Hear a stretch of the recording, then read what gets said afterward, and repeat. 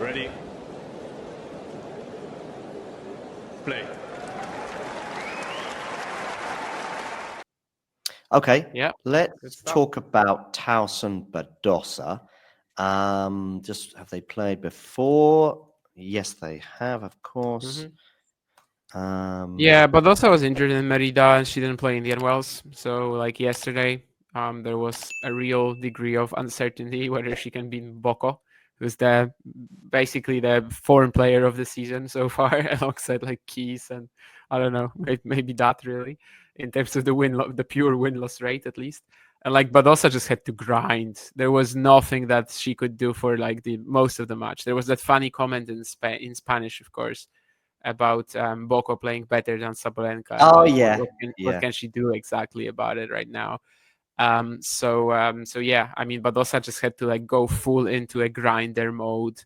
There was literally nothing that she could like contend with Boko with. And yeah, I think that's still surviving, of course, given that she didn't play Indian Wells and was injured recently, is a fine achievement. But Tauson has also been one of the strongest players this season, so should be Which of these great. two players do you think would benefit most in terms of the court and the conditions? So a sort of quicker hard court, or does it not really? It doesn't seem to be much of a factor for me. It's not like one in particular.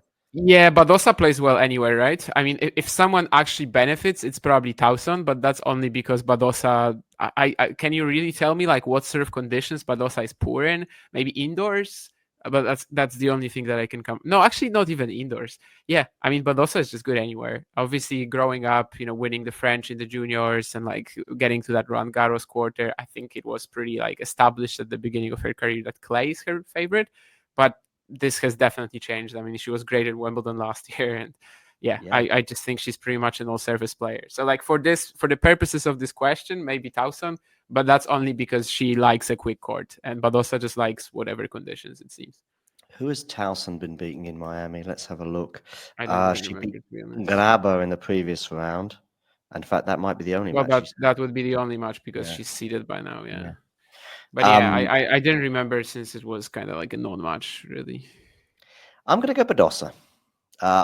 Remember her beating Coco in Australia. I think that Towson obviously is still a bit hit and miss in every way, shape, and form.